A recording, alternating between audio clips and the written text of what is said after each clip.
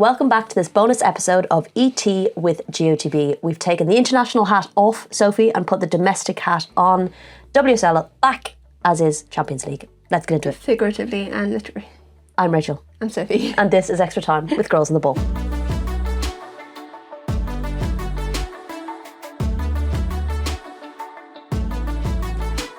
Wow, that's made for a really long intro. Thanks for that. As I promised, said 3 words. I know. You'd be amazed how you don't edit this. You don't know how hard it is getting that little bit right at the beginning. Now we're going to have a sing-song from Oscar in the background. Okay, we promised a bonus episode because last week's episode was more of a tourist vibe last week. This week's episode is more of a tourist vibe around Iceland as well as some football chat. But we thought we'd have a quick look ahead to the return of the WSL and as well, of course, the UWCL, the Champions League semi-finals kicking off this weekend as well. Plus, we had a little chat with Tracy Neville, now the Managing Director of Stockport County Women's Team. So we've got a little bit of that at the end of this episode as well. But before we get into all of that, this is your weekly reminder to make sure you're subscribed, make sure you're following us wherever you're listening, wherever you're watching this podcast. Leave us a review, leave us a comment. What are you looking forward to this weekend? How do you think the Champions League games are going to go? And make sure you're following us across all of our socials as well. We're at Girls on the Ball on everything. I just realised I'm wearing a Chelsea jumper. Do you know what I was thinking? We have so much like nice merchy stuff from various different clubs that I just never wear for fear of like angering the various fan groups who think we're fans of whatever team they decide we're fans of each week. And I decided, fuck it, I really like this jumper. It's a nice jumper. We need to start wearing the merch that we get. I mean, we could switch like shirts every single week. We could have a different one every week. What do you think? We have about 900 million. God knows how many of them. So. And we sometimes get some really nice like one-off shirts. Like I love that Man City one that they sent out Bristol around. City Guinness. Yes, the Bristol City one's lovely. Yeah, maybe we should start wearing them. Just deal with it, okay? Because we like this stuff. It's cool. Okay, WSL fixtures this week. It's finally back. It feels like an absolute age because obviously there was a 3-week break and we had the FA Cup the previous weekend, so there hasn't been any WSL action since the end of March. Yes. So it's been a long time. And if you're Aston Villa, it's been ages. You have to wait even longer because they have to wait till next weekend. That's crazy. Oh my God. Maybe it'll bring some players back from injury. Yes. Did they have many injured? I don't know, but I'm looking for a silver lining in an annoying break. We are in the last block of the season. We are, which is crazy. This is and I found a fun time of year. I found with the 3-week window, it's even harder to get your domestic hat back on and remember what's happened and what's happening. Although when it's 2 weeks, I find it goes so quickly, and then you're suddenly like, I really like having this whole week before the league starts. Yeah. So like having the last England game on Saturday and then having a whole week to get ready for. Sure. I really like that. I just feel like I can remember like, oh yeah, that player got, or has a suspension now in this game, or picked up an injury, and I kind of like completely forget it. I've managed to get through all of your photos and edit them. So that's the bonus. Winning. Okay, first up is tomorrow. Brighton are taking on Manchester City. Main news out of City is there is no Vivian Miedema this weekend. Obviously, she had pulled out of international duty due to injury. I think she had a hamstring issue or something like that. But for personal reasons, family matters. So thoughts with her and her family. Hopefully everything's okay there. She'll be a big loss as she's had such an impact so far this season. But an interesting game. I always quite like this one purely because Dario likes the Man City kind of style of play, coming from Australia where he was in part of the City group as well. I think it was 2-1 in that first. It was in September, I think. City came through 2-1, but Brighton actually scored first in that game. Franco scored, and then City came back to win the game. See what I mean? I can't remember the last weekend of WSL fixtures, and you can remember that. That's ridiculous. Carry on. When it comes to football, I have a pretty alright memory occasionally. So it was a really. They take them close on occasions, and while City are, looking to win the league, they could win the league this weekend if other results go their way. No, midweek, in the middle of the week, they can win it. Oh, is it Arsenal? Yeah. Okay. But they have to win this game, obviously. So in the next few days, they could win the league if they win this game and other results go their way. If not, they have to wait till the third, the one against Liverpool. Yeah. But it's kind of impending, isn't it? It's they're champions-elect and they're... Not if you ask them. They're very much focused on just the one game. Yes, of course they No are. one's talking about the league. Dario said when in the press conference I just did with him that they need to be very careful of Bunny Shaw. I think that's an understatement, given the kind of form that she is in. And that will take up a lot of the concentration, I guess, of their central defenders in terms of how they manage her, especially in the air, I think. And Caitlin Hayes is really good in the air. Yeah. So they do have a defender whose skill set is kind of set up for that, I guess. They've got Kiko Seke fit as well. She had to come off in the FA Cup game against Arsenal at half-time and didn't go away with Japan, but she is okay now, so that's good. There's the bonus of the long international window. Yeah, and I think they've had a few players who've been able to stay behind this international window and so do a lot of work on the training ground. It's really interesting how coaches, managers manage these times. Dario said, I asked him about kind of handling that 3-week break, and he said it's frustrating because you want to play games, but at the same time, it is what it is, and they got in some good work, I guess, I think, with the players that did remain behind. So they're feeling re-energised and positive, and we'll have that win against Arsenal in the FA Cup to kind of really have morale very strong. Yeah, and they've an FA Cup semi-final to look forward to as well, so I'm sure that kind of gives a lot of buzz around the... Yeah, sometimes when you go into this last block of the year for these kind of teams where they're just kind of fighting for whether it's 6th or 7th in the table, you always worry if they will turn up, but they've got a really good block of games. They've got the FA Cup semi-final. They're playing something like all of the top 5 or near enough all of the top 5. So they've got real big challenges ahead. It's not like they're playing, the bottom of the table and they feel that they can get complacent. Yeah, we actually talked about this literally before this. We recorded about the fact that they face Arsenal, and funnily enough, of the last 4 games Arsenal have in this block, they played 3 of the 4 in the same block last season, which was Brighton and Aston Villa, who took points off them, as you remember, beat them. So, yeah, I just found that really interesting. Okay, moving on to Sunday, Tottenham versus Manchester United. Potential Toon return, potential. I believe Janssen and Turland are not ready yet to come back. But this will be an interesting one for the neutral. The previous WSL game was ridiculous with Tottenham taking a 3-0 lead and Manchester United coming back into it. It was an insane game. I think Martin Ho will still be kicking himself about some of the decisions he made in that game when United started to come back into it and put their foot on the pedal. And I think it just shows, and Martin said it all year, kind of where they're at the moment in terms of they're a fairly new team on a new journey. They are very much at the beginning, and just because they've had a really good season, people started putting them in the Champions League conversation. We can't help it. And they aren't there yet. No. And I think there was a lot of naivety in that game in the way that they approached the defensive structure. And they didn't manage kind of the emotional side of the game in terms of allowing Manchester United to just come at them in the way that they did. So there were learnings from that. And we do know that they have struggled defensively as well. Particularly this half of the season.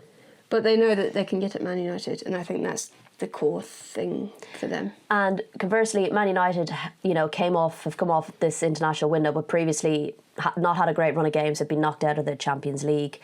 And, I think this is a question a lot of managers are always asked, was it a good time or a bad time for the international break?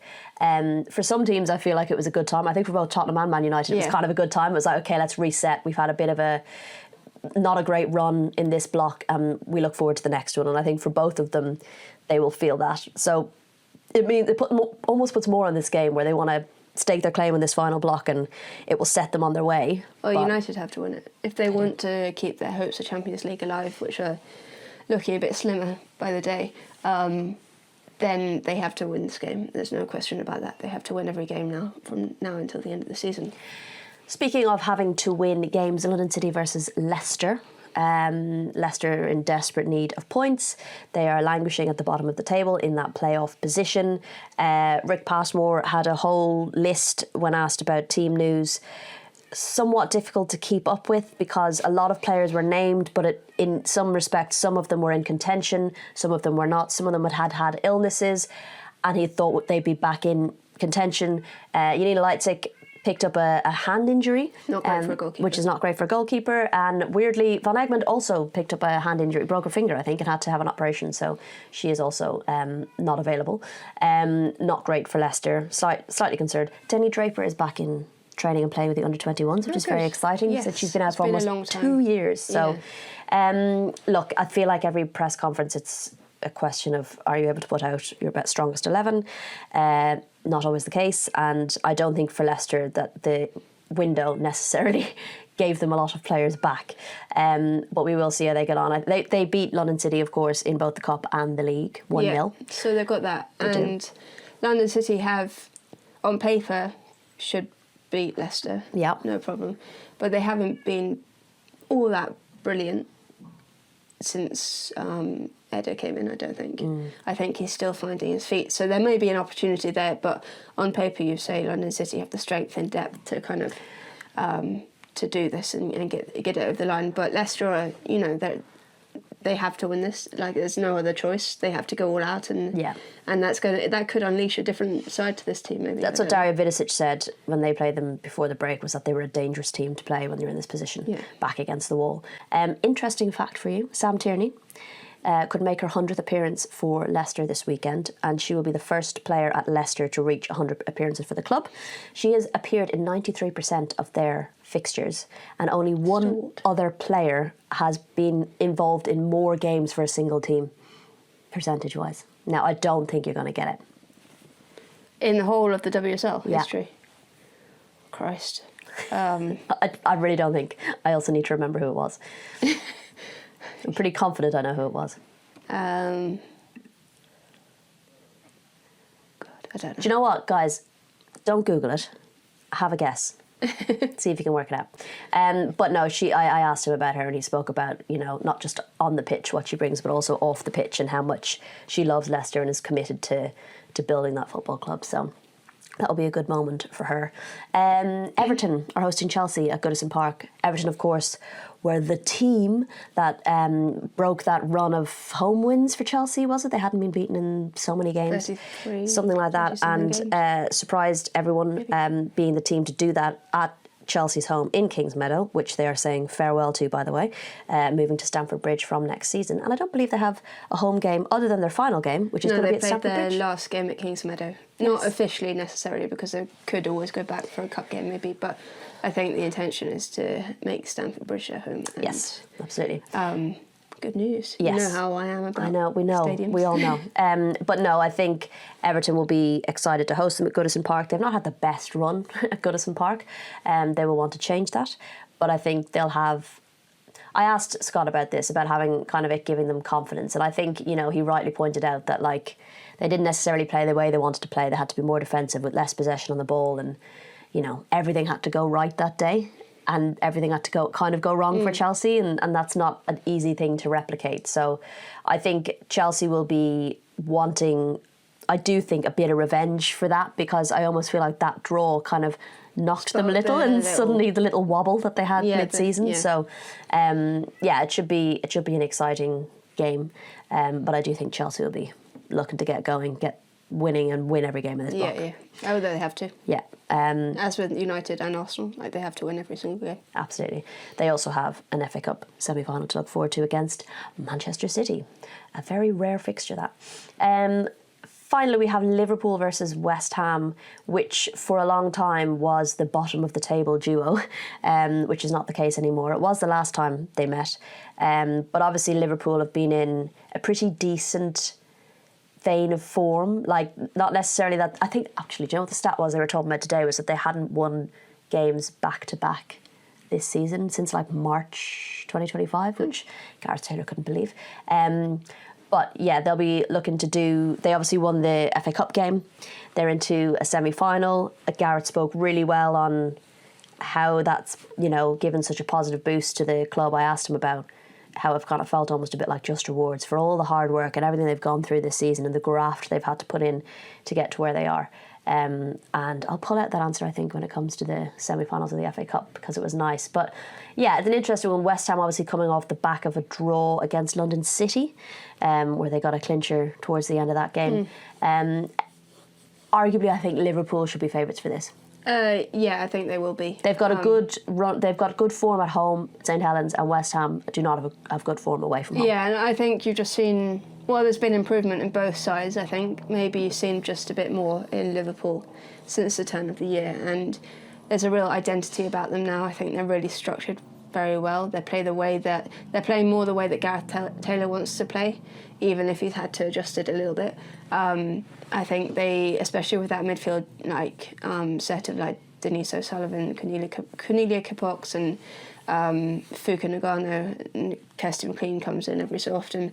I think that's absolutely, they're the driving force of this Liverpool team. And then you've got Kerry Holland, who is another driving force, but she is like the heartbeat of them. Probably their player of the season. I would say so. So I think, everything's been picking up and they've shown a lot of progress. And while West Ham have settled under Rita Guarino and got the results that they need, I think they maybe just look a little bit further behind, to me.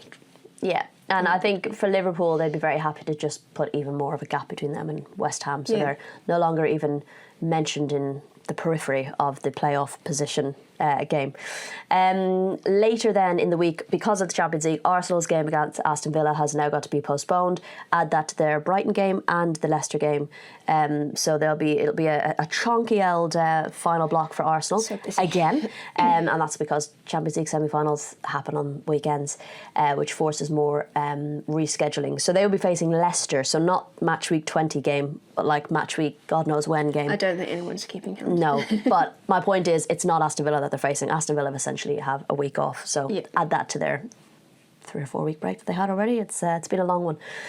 Speaking of Arsenal, Champions League. Now, to give you an example of how much my domestic hat and international hat were all over the place, I made a mistake in the upfront pod when I was chatting about the build-up to this Champions League game at the weekend. You didn't make a mistake. I kind of did. It was one of those, when you have a thought in the middle of a record as opposed to it being something that you've prepped, and I was like, gosh, I wonder how having a week off to only focus on this helps you or doesn't help you, or whether playing a game beforehand helps you or not, given they've had such a break. And I was basically like, I'm not too sure what the situation is with the other teams, with Lyon and Barcelona and Bayern Munich. Now, it turns out they did have games, and Bayern Munich won the league this week, so well done to them. That's Pernilla Harder's 11th league title in a row. So If you want your team to win the league, just buy her. Just get her.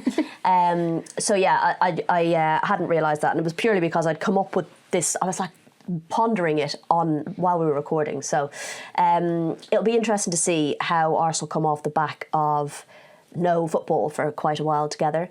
They will be missing Steph Catley, and they'll be missing Beth Mead, who's not... Steph is out with injury.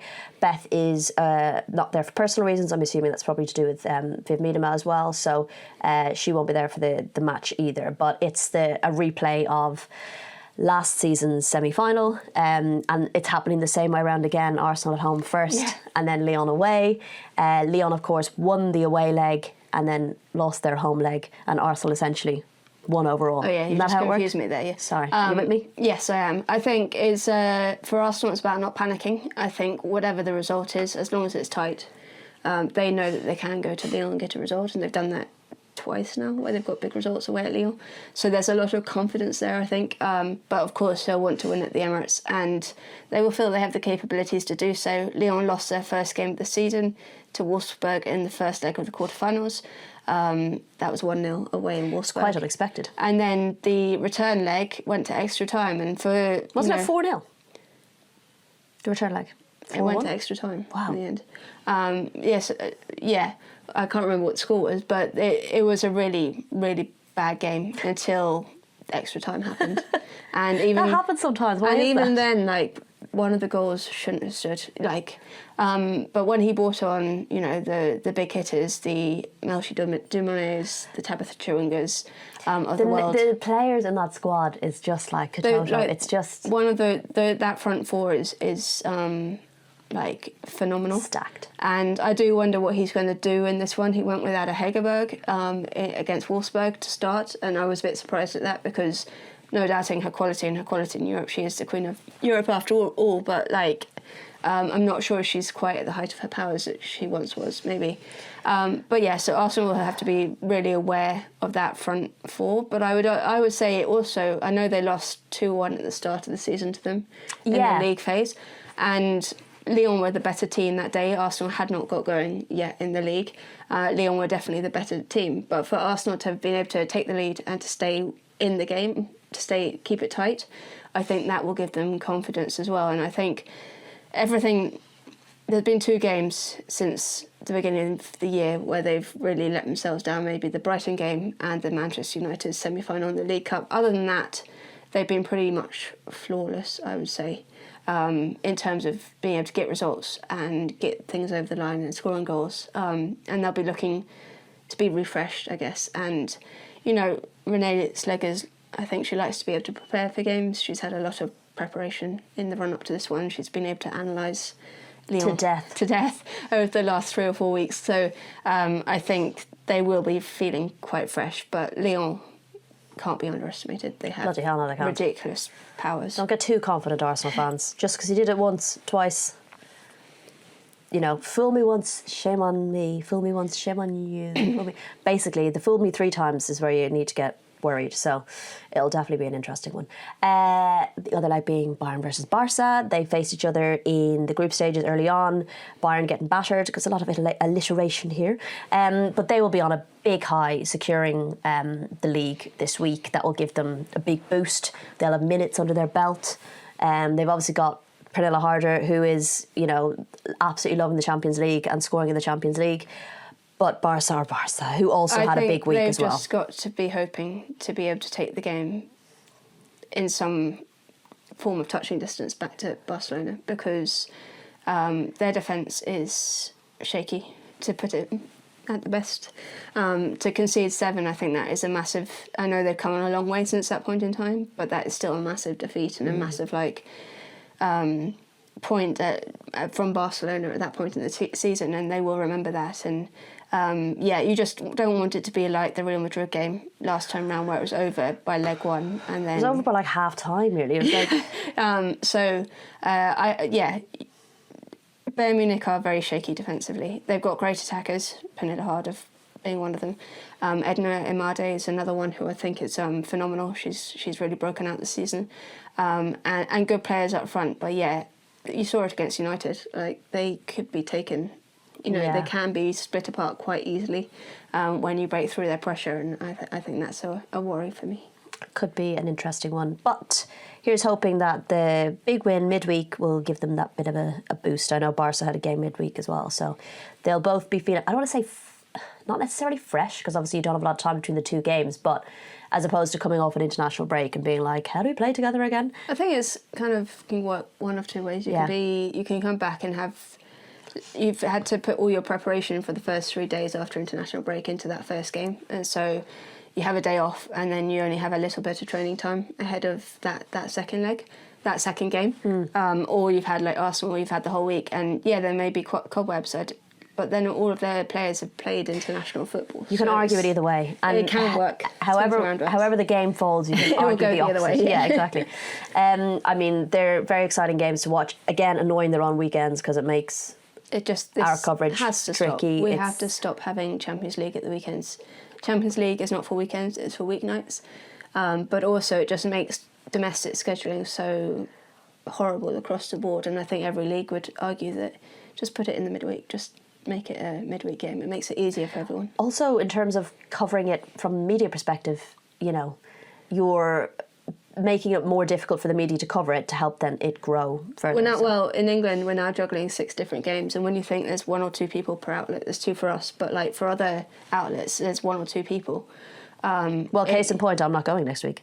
Yeah, and on Sunday I had to make a mad dash from London City, where I've got work, to kind of break it up to North London to do the Emirates, and it's really hard. Next week, it clashes with the potential lifting of the league trophy and the Charlton Birmingham one. It's just really, just not at weekends, please. For any European league, I don't think.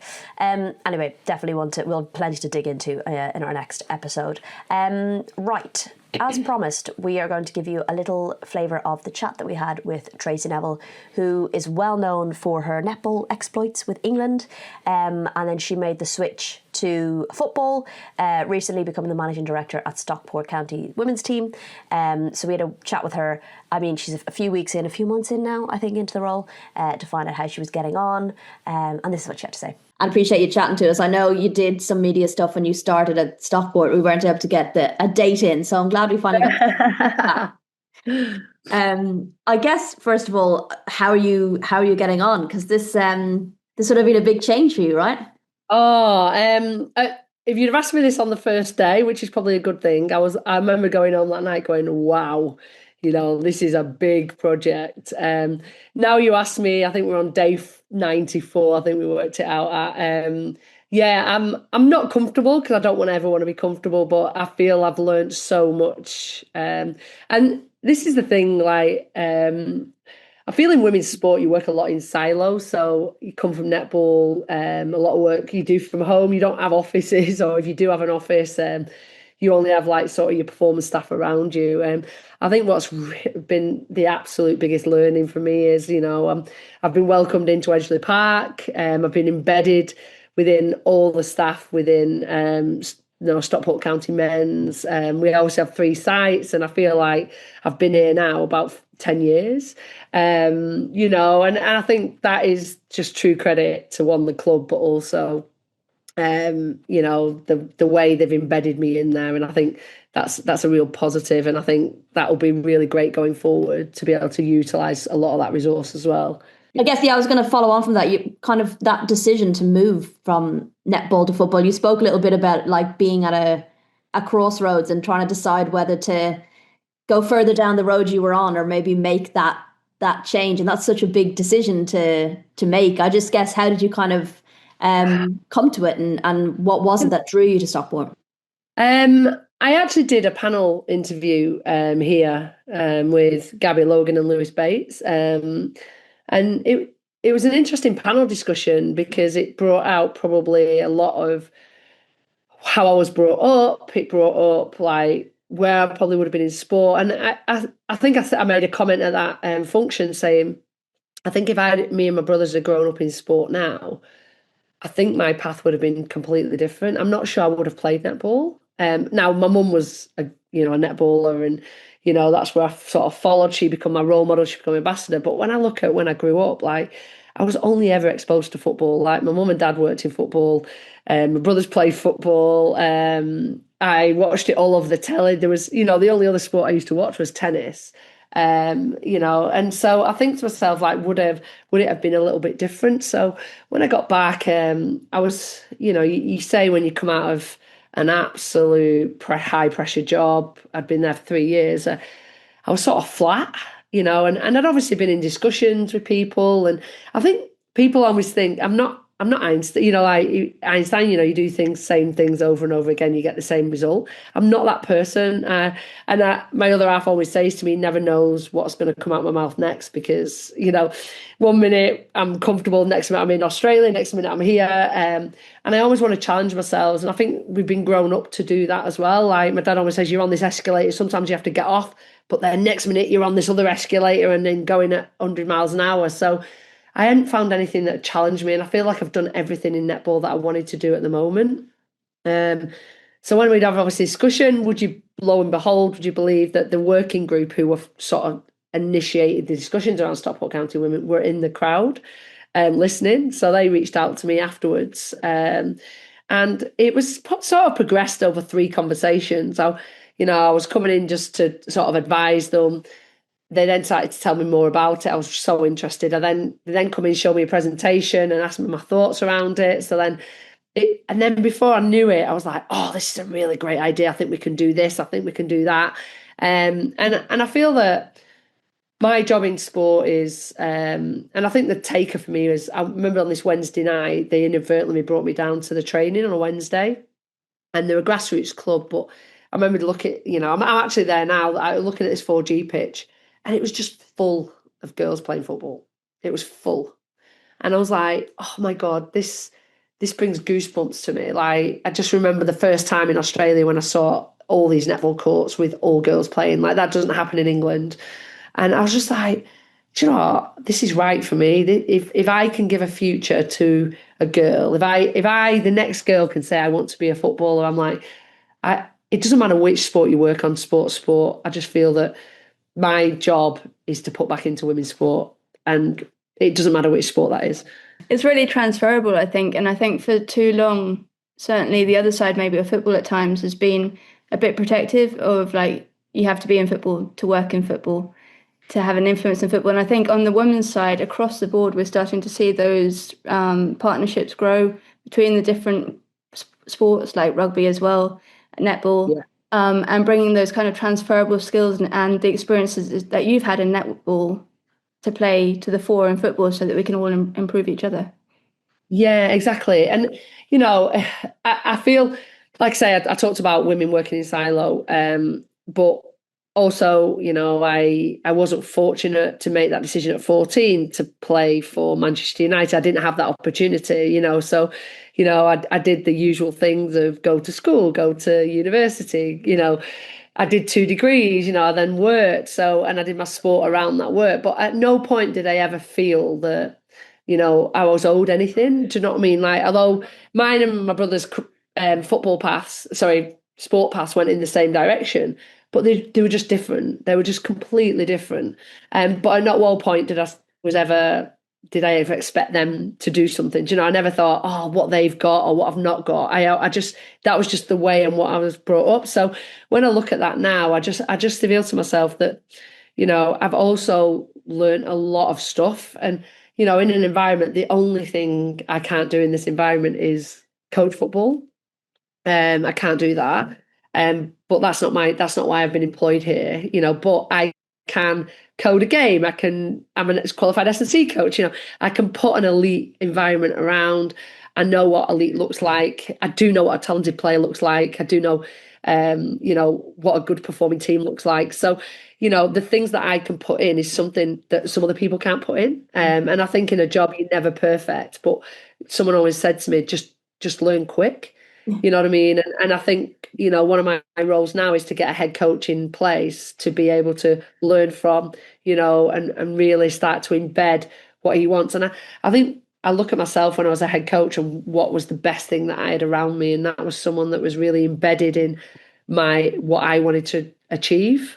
So, you know, I'm sat here going, I can't wait for this head coach to, you know, give me everything that he needs from me that I can put round him to make him achieve. And I think that is the excitement for me now. I want someone to make me feel like that.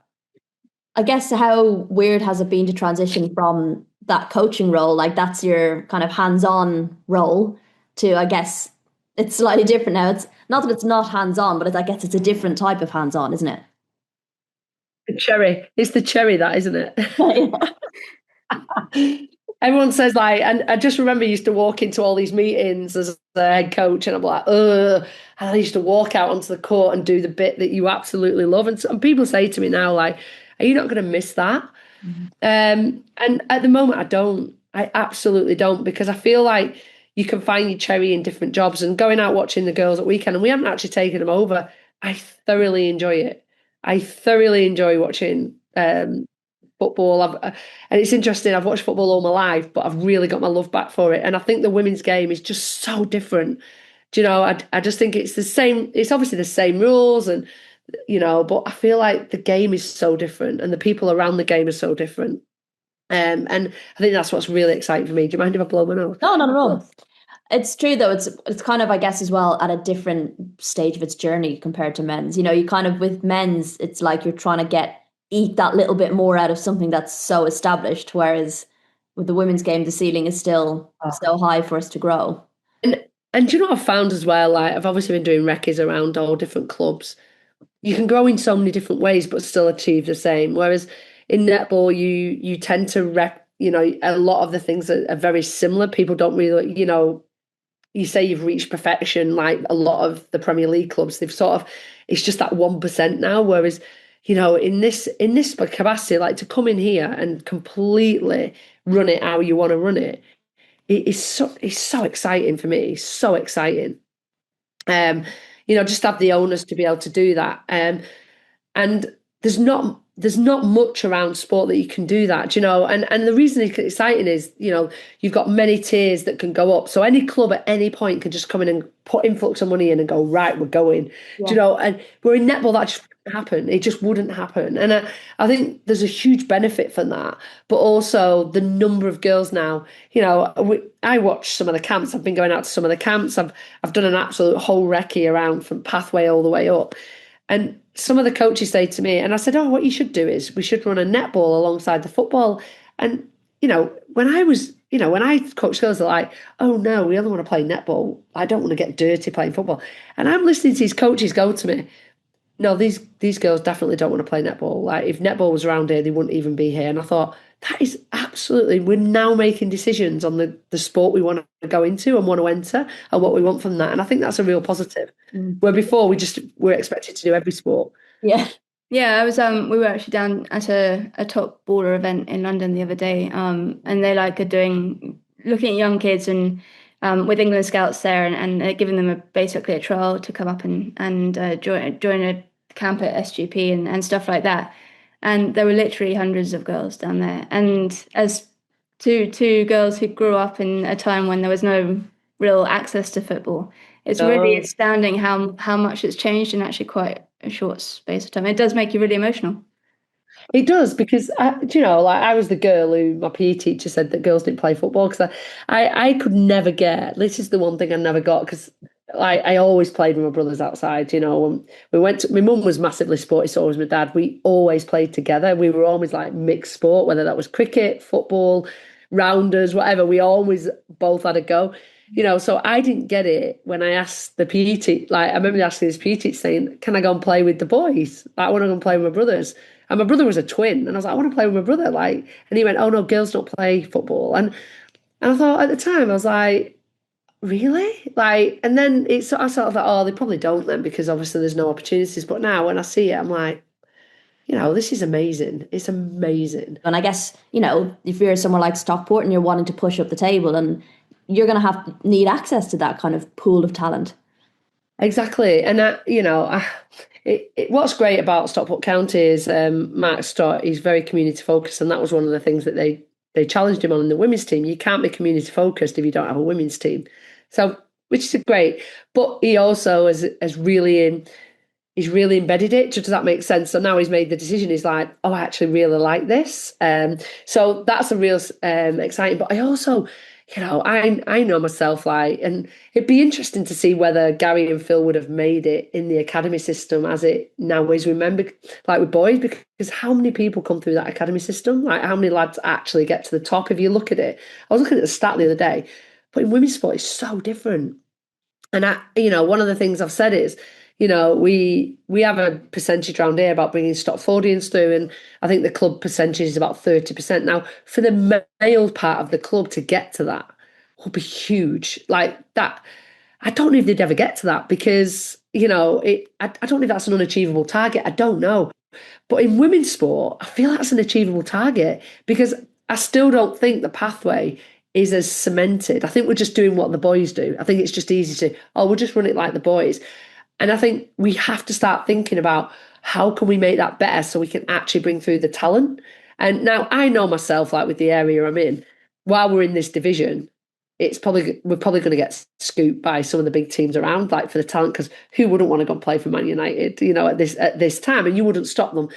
As in 5 years' time, if we do get to that WSL, there's the capacity to go, well, we've built this bridge now to go, right, we can start really bringing through, which also becomes commercially cheaper for you as well, to bring through your local stock. And I think there's so much more exciting in women's football that you can do that. And you've got, there's a lot of rules and regulations around the male sport now, isn't there? And I feel like sometimes it can get a bit vanilla because everyone has to do the same thing. And I don't think there's that around the women's sport. And I think that's what's so exciting about it. You talked about it being a big project. Clearly, obviously, going to be a big project. What kind of your goals, kind of, I guess, more in the short term, but then when you're looking 5-10 years down the line?